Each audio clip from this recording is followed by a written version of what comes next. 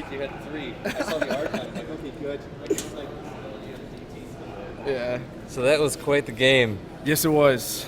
So what did you have any inkling that your opponent was going Dark Templar as well? Yeah, right when I scouted him, I saw that both his gas were already finished, so I was like, he's probably going DT. And then I was thinking about throwing a Robo down, and then I was like, I'll just go DTs too. Yeah, we saw those. I believe the Dark Shrines were only 10 seconds apart when they went down. Now he came in. It looked like you were having a little bit of a reactionary freak out when his probe came into your base and started working towards the back. And we saw all your stalkers come from all different areas. Get that probe! But after talking to him, he said once he saw the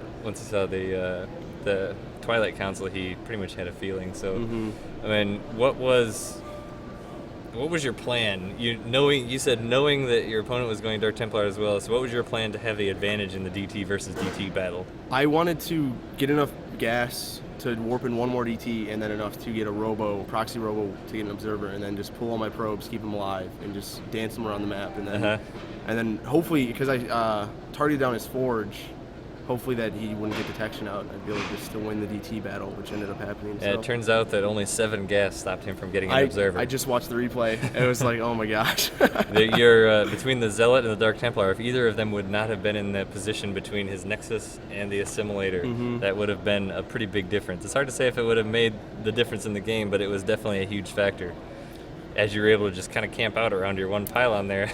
Yeah, I didn't know how many DTs he had left, so I didn't know if I could pull one and attack his building, so I was like, I'm just camping here. Did you know the Mothership Core was still on the field? No, like you were talking to him about the Archon, I was panicking when that happened. I was like, what do I do? And I was like, we were watching saying, an Archon must be made right now.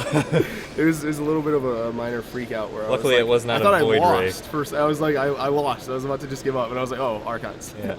Yeah, So those close games like that with mirror all-ins, essentially, it's always interesting to see who actually comes out. But you were revealed a good deal before he was. Yeah, so, a long time before. Yeah. And also all those probes just kind of, you both sent your probes to hang out in the same exact spot on the map. I noticed that. I was like, what? And then I was like, I couldn't just, like figure out how many were mine, and I was like, it was, I don't know.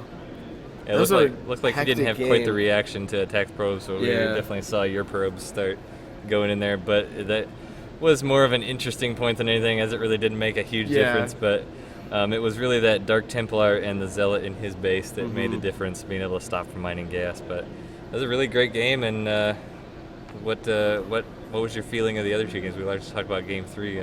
How'd you feel about that Oracle versus Phoenix in Game 2? That was bad. Then I was like, oh man, because I know he doesn't go Stargate a lot, so I was like, and then I didn't expect that at all. And I was like, oh man. But I know Game 1 I got lucky that my Oracle came in right when he was moving out. He didn't have any stalkers in his base. He was setting up, I don't know if you watched the replay, but he was setting up for a pretty heavy push on you. So as his stalkers were being made, they were heading right out of the base. We were noting that as your Oracle was taking its long journey around the edge, that if he keeps any stalkers at all, this is going to be a huge factor. But no, he sent them all out, so you were able to do a ton of damage with that. And in Game 2, like, he obviously got a lead, you know, with that, you taking out bringing out the Oracle and him making it the Phoenix. How did, like, obviously you must have felt like you were behind. You scouted his third base shortly after it went down. What was your thought as far as, okay, how can I claw back in this to get back ahead in the economy? I thought that I would get Blink and just get stalkers and be able to harass him, because it seemed like he was getting a lot of Phoenix, and then he'd have to keep him at home. I'd be able to get my economy back up, and then I kept getting pylon blocked. I don't know if you noticed that. It was pretty brutal. Both Game 1 and 2, it was like I wasn't making pylons. So, and then I guess Game 3 I didn't need them, so I could have it worked out a little better. Pylons just delay the inevitable, right? And then I was forgetting to make probes. Game 2 was bad. Like, everything I was doing was not what I wanted to do. So, but you definitely brought it back in Game 3 with some excellent micro, excellent planning. So good job in that, and we'll definitely see you moving forward. I appreciate it. We're going to be casting all the games today, so we'll see this guy again in a future game. I'm not sure exactly which yet, but we'll take a look at the bracket and see what it is. I think it's PVT. PVT, all right. A change. Yeah. How do you feel against Terran? It's my favorite matchup, so I'm glad. I think there's 2 Terrans in the whole tournament that are still in it, that are like in Masters or High Diamond, so I'm glad I finally get the match. Looks like we've got a lot of really quality players left in this tournament. There have been a lot of really good games. We haven't seen too much shenaniganry, but definitely some good, very even games. Yeah, all of my series are game 3, so yep, it's been rough. Well, it was nice to talk to you again. Yep. Again, we'll see you very soon. Good luck. Thank you. All right, Nick.